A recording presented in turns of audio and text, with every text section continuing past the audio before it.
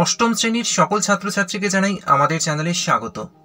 তোমাদের বাংলার একটি উল্লেখযোগ্য গল্প চন্দ্রগুপ্ত, তার কিছু গুরুত্বপূর্ণ প্রশ্ন উত্তর নিয়ে আজকের এই ভিডিওতে আলোচনা করা হলো। এই প্রশ্নগুলো কিন্তু তোমাদের পরীক্ষার জন্য খুব গুরুত্বপূর্ণ, তাই মনোযোগ দিয়ে ভিডিওটি শেষ পর্যন্ত দেখতে থাকো। চ্যানেলে নতুন হলে চ্যানেলটিকে সাবস্ক্রাইব করে পাশে থাকা বেল আইকন ক্লিক করে দিও, তাহলে যখনই আমি ভিডিও আপলোড করব তার নোটিফিকেশন তোমরা খুব সহজেই পেয়ে যাবে। তাহলে দেখে নাও এই চন্দ্রগুপ্ত থেকে কি কি গুরুত্বপূর্ণ প্রশ্ন হতে পারে। 1 নম্বর প্রশ্ন, চন্দ্রগুপ্ত গল্পের লেখককে, তার রচিত কয়েকটি নাটকের নাম লেখো। লেখক হলেন দ্বিজেন্দ্রলাল রায়। তার রচিত কয়েকটি নাটক শাহজাহান, নূরজাহান, মেবার পতন ইত্যাদি। 2. দ্বিজেন্দ্রলাল রায় কৃষিবিদ্যা শেখার জন্য কোথায় গিয়েছিলেন? বিলেতে গিয়েছিলেন। 3. চন্দ্রগুপ্ত নাটকের ঘটনাটি কোন সময় কোথায় ঘটেছে? সিন্ধু নদীর তীরে সন্ধ্যার সময়। 4. জগতে একটা কীর্তি রেখে যেতে চাই। বক্তা কিভাবে এই কীর্তি রেখে যেতে চান? বক্তা সেকেন্দার শাহ দিগ্বিজয়ের মাধ্যমে জগতে কীর্তি রেখে যেতে চান। 5. রাজার প্রতি রাজার আচরণ। বক্তা কে?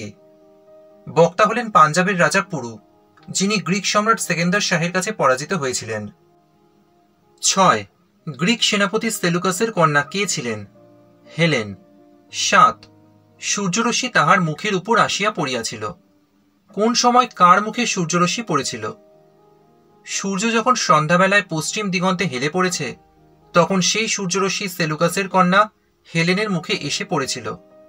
8. চন্দ্রগুপ্ত কে ছিলেন? চন্দ্রগুপ্ত নাটকের কেন্দ্রীয় চরিত্র চন্দ্রগুপ্ত ছিলেন মগধের রাজা। তার বৈমাত্রেয় ভাই ধননন্দ তাকে মগধের সিংহাসন থেকে বিতাড়িত করেছিলেন। 9. আমি নির্বাক হই দেখি। তিনি কি দেখেন? এখানে বক্তা হলেন সেকেন্দার শাহ। তিনি নির্বাক হয়ে দেখেন যে বর্ষায় ঘন কালো মেঘরাশি গম্ভীর গর্জন করে প্রকাণ্ড দৈত্যের মতো আকাশে ছেয়ে আসে। 10. এই পত্রে লিখে নিয়েছিলাম। কে কি লিখে নিয়েছিল এবং কেন?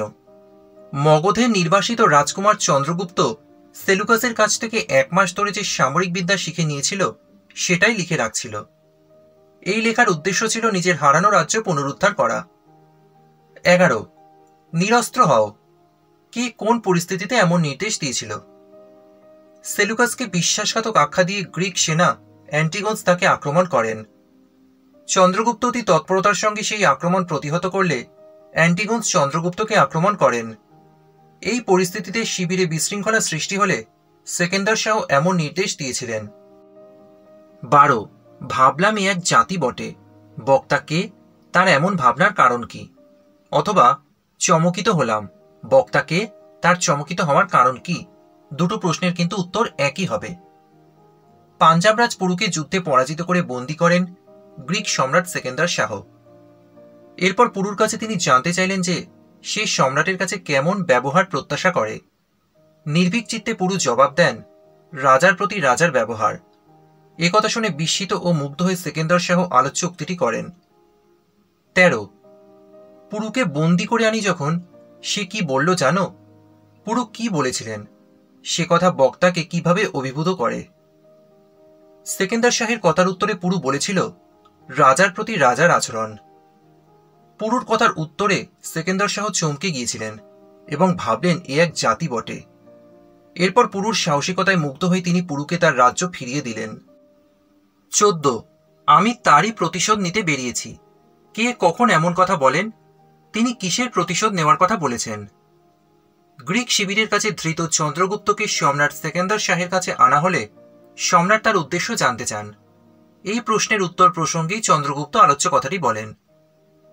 চন্দ্রগুপ্তের বৈমাত্রেয় ভাই ধননন্দ চন্দ্রগুপ্তকে সিংহাসন থেকে বঞ্চিত ও নির্বাসিত করে নিজে সিংহাসনে বসেন। তাই চন্দ্রগুপ্ত নিজের রাজ্য পুনরুদ্ধার করে প্রতিশোধ নেওয়ার কথা বলেছেন। 15. সম্রাট আমায় বধ না করে বন্দী করতে পারবেন না। বক্তা কে? তাকে বন্দী করার প্রসঙ্গ এসেছে কেন? চন্দ্রগুপ্ত নাটকের অন্তর্গত আলোচ্য উক্তিটির বক্তা মগধের রাজা চন্দ্রগুপ্ত। চন্দ্রগুপ্তকে শত্রুপক্ষের গুপ্তচর মনে করে গ্রিক সম্রাট সেকেন্দার শাহ তাকে বন্দী করার আদেশ দেন। এরপরেই চন্দ্রগুপ্ত আলোচ্য উক্তিটি করেন। 16. অ্যান্টিগোনস লজ্জায় শির অবনত করিলেন। অ্যান্টিগোনসের লজ্জার কারণ কি? গ্রিক সেনা অ্যান্টিগোনস চন্দ্রগুপ্তকে তরবারি নিক্ষেপ করে আক্রমণ করতে গেলে চন্দ্রগুপ্ত সেই আক্রমণ প্রতিহত করতে উদ্যত হন। চন্দ্রগুপ্তের তরবারির আঘাতে অ্যান্টিগোনসের তরবারি মাটিতে পতিত হয়। একজন ভারতীয় যুবকের কাছে পরাজিত হওয়ার লজ্জায় অ্যান্টিগোনসের মাথা নিচু হয়ে গেল। 17 ভারতবাসী মিথ্যা কথা বলিতে শিখে নাই। বক্তা কোন সত্য উচ্চারণ করেছেন? চন্দ্রগুপ্ত নাটকের অন্তর্গত আলোচ্য উক্তিটির বক্তা মগধের রাজা চন্দ্রগুপ্ত। গ্রিক সেনা অ্যান্টিগোনস গুপ্তচর সন্দেহে চন্দ্রগুপ্তকে নিয়ে আসে সম্রাট সেকেন্দার শাহের কাছে। সম্রাট চন্দ্রগুপ্তকে তার অভিপ্রায় সত্য করে বলতে বলে। এর উত্তরে চন্দ্রগুপ্ত বলে যে সম্রাটের বাহিনী চালনা, সৈন্য রচনা প্রণালী, সামরিক নিয়ম এই সবকিছু 1 মাস ধরে শিখছিল। 18 সাম্রাজ্য স্থাপন করিতে আসি নাই। বক্তা কি উদ্দেশ্যে এসেছিলেন? কেন ফিরে যাচ্ছেন? অথবা এ দিগ্বিজয় অসম্পূর্ণ রেখে যাচ্ছেন কেন সম্রাট? দিগ্বিজয় অসম্পূর্ণ রেখে ফিরে যাওয়ার কারণ কি? এই দুটো প্রশ্নের কিন্তু একই উত্তর হবে। সেকেন্দার শাহ ভারতে এসেছিলেন দিগ্বিজয় করে জগতে একটা কীর্তি স্থাপন করতে। ম্যাসিডন থেকে যুদ্ধ করতে এসে প্রায় অর্ধেক এশিয়া সেকেন্দার শাহের পদতলে দলিত হয়েছে। ফলে তার সৈন্যরা ক্লান্ত হয়ে পড়েছিল। নতুন গ্রিক সৈন্য না হলে তার দিগ্বিজয় সম্ভব হবে না। তাই তিনি তা অসম্পূর্ণ রেখেই ফিরে যাচ্ছেন। 19 কি বিচিত্র এই দেশ! বক্তার চোখে এই দেশের কি বৈচিত্র্য ধরা পড়েছে। বক্তা সেকেন্দার শাহর চোখে ভারতের প্রাকৃতিক ও মানবিক বৈচিত্র্য সুন্দরভাবে ধরা পড়েছে। তিনি দেখেছেন দিনে সূর্যের অগ্নিলীলা, রাতে চাঁদের স্নিগ্ধ জ্যোৎস্না এবং বর্ষার মেঘের গম্ভীর গর্জন। উত্তরে দাঁড়িয়ে তুষারবৃত হিমালয়, আবার কোথাও মরুভূমির রুক্ষতা, কোথাও আবার ঘন সবুজ বন, সেখানে নানা প্রকার জীবজন্তু। এছাড়াও তিনি এদেশে অম্ভীর মতো বশ্যতা শিকারকারী রাজা যেমন দেখেছেন, তেমনই দেখেছেন পুরুর মতো বীর যোদ্ধা। তাই তিনি ভারতকে বিচিত্র দেশ বলেছেন। 20 সম্রাট মহানুভব। কে কোন প্রসঙ্গে এই উক্তি করেছেন? সম্রাটের মহানুভবতার কি পরিচয় পাওয়া যায়? ভারতীয়দের শৌর্য ও বীরত্ব প্রসঙ্গে গ্রিক সেনাপতি সেলুকাস আলোচ্য মন্তব্যটি করেছেন। গ্রিক বাহিনীর সঙ্গে যুদ্ধের রাজা পুরু পরাজিত ও বন্দী হন। তাকে সম্রাট সেকেন্দার শাহ প্রশ্ন করে সে রাজার কাছে কেমন আচরণ প্রত্যাশা করে। জবাবে সে জানায় রাজার প্রতি রাজার আচরণ। পুরুর এই সাহসিকতায় মুগ্ধ হয়ে সেকেন্দার শাহ পুরুকে তার রাজ্য ফিরিয়ে দিয়ে তাকে বীরের মর্যাদা দেন। এভাবেই আলোচ্য নাট্যাংশে সম্রাট সেকেন্দার শাহের মহানুভবতার প্রকাশ ঘটেছে। 21 আমার ইচ্ছে হলো দেখে আসি। বক্তার মনে কোন ইচ্ছা জেগে উঠেছিল? তার পরিণতি বা কি হয়েছিল? চন্দ্রগুপ্ত নাটকের অন্তর্গত আলোচ্য উক্তিটির বক্তা হলেন মগধের নির্বাসিত রাজকুমার চন্দ্রগুপ্ত। তিনি ম্যাসিডনের অধিপতি সেকেন্দার শাহের দিগ্বিজয়ের কথা শুনেছিলেন।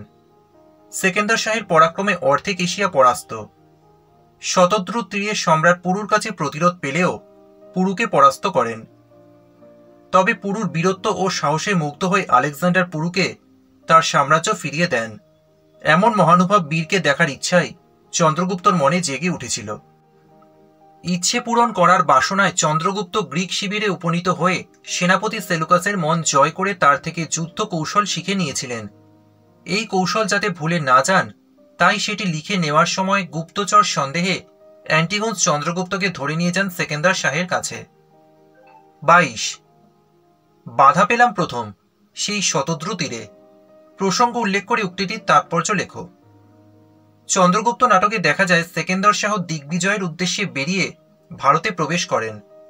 ভারতে তিনি প্রথম বাধা পেয়েছিলেন পুরুর কাছে। এই প্রসঙ্গেই আলোচ্য উক্তিটি করা হয়েছে। সেকেন্দার শাহ প্রায় বিনা বাধায় অর্ধেক এশিয়া অতিক্রম করে এসেছেন, কিন্তু শতদ্রু তীরে এসে পুরুর বীরত্বে বিচলিত হয়েছিলেন তিনি। কারণ মহাশক্তিশালী গ্রিক সেনার সঙ্গেও বীর বিক্রমে যুদ্ধ করে পরাজয় বরণ করেছে পুরু। জয়লাভ করেও পুরুর বিক্রমে সেকেন্দার শাহ মুগ্ধ। আলোচ্য উক্তির মধ্যে দিয়ে সেই কথাই তিনি বোঝাতে চেয়েছেন। 23 আলোচ্য গল্পে কাকে গুপ্তচর আখ্যা দেওয়া হয়েছে? সে কি প্রকৃত গুপ্তচর? চন্দ্রগুপ্ত নাটকে গুপ্তচর আখ্যা দেওয়া হয়েছে মগধের নির্বাসিত রাজকুমার চন্দ্রগুপ্তকে। গুপ্তচর সাধারণত নিজেকে অন্যদের থেকে আড়ালে রেখে খবর সংগ্রহ করে এবং এক দেশের খবর অন্য দেশে সরবরাহ করে। কিন্তু এক্ষেত্রে চন্দ্রগুপ্ত লুকিয়ে থেকেও কোনো তথ্য সংগ্রহ করেনি। সে শুধুমাত্র সেলুকাসের কাছ থেকে যে যুদ্ধ কৌশল শিখেছে সেগুলি তালপাতায় লিখে রাখছিল। তাই চন্দ্রগুপ্তকে কখনোই গুপ্তচর বলা যায় না। 24 এই মুহূর্তেই তোমাকে নির্বাসিত করলাম। বক্তা কাকে কেন নির্বাসিত করলেন? চন্দ্রগুপ্ত নাটকের অন্তর্গত আলোচ্য উক্তিটির বক্তা হলেন গ্রিক অধিপতি সেকেন্দার শাহ। তিনি নির্বাসিত করেছিলেন সেনাধ্যক্ষ অ্যান্টিগোনসকে। অ্যান্টিগোনস ছিলেন গ্রিক বাহিনীর একজন সাধারণ সেনাধ্যক্ষ। অপরদিকে সেলুকাস ছিলেন গ্রিক সেনাপতি, অর্থাৎ পদমর্যাদায় সেলুকাস ছিলেন ঊর্ধ্বতন। তা সত্ত্বেও অ্যান্টিগোনস সেকেন্দার শাহের সামনে দাঁড়িয়ে সেলুকাসের প্রতি অবাধ্যতা করে এবং সেলুকাসের মাথা লক্ষ্য করে তরবারি চালনা করে। একজন সাধারণ সেনাধ্যক্ষের এরূপ অবাধ্যতা গ্রিক অধিপতি মেনে নিতে পারেননি, তাই তিনি অ্যান্টিগোনসকে নির্বাসিত করেছিলেন। 25 চন্দ্রগুপ্ত কী কারণে গ্রিক শিবিরে এসেছিলেন? মগধের নন্দবংশের রাজা চন্দ্রগুপ্ত দিগ্বিজয়ী বীর সেকেন্দার শাহর নাম শুনেছিলেন। একথা চন্দ্রগুপ্ত জানেন যে সেকেন্দার শাহ অর্ধেক এশিয়া পদদলিত করে ভারতে এসেছেন। ভারতে এসে রাজা পুরুকেও তিনি পরাজিত করেছেন। এমন একজন বীর শক্তিধরকে দেখার ইচ্ছা ছিল চন্দ্রগুপ্তর। এছাড়া চন্দ্রগুপ্ত গ্রিক সেনাপতি সেলুকাসের কাছে যুদ্ধ কৌশল রপ্ত করছিলেন। এই দুটি উদ্দেশ্যেই চন্দ্রগুপ্ত গ্রিক শিবিরে পদার্পণ করেছিলেন। তাহলে চন্দ্রগুপ্ত গল্পটি থেকে যে ধরনের প্রশ্ন হতে পারে সবটাই এই ভিডিওতে আলোচনা করা হলো। যদি তোমাদের ভিডিওটা ভালো লাগে একটা লাইক করো, ভিডিওটি শেয়ার করো। এই নাট্যাংশ থেকে তোমাদের যদি কোনো রকম প্রশ্ন থাকে অবশ্যই আমাকে কমেন্ট করে জানাও।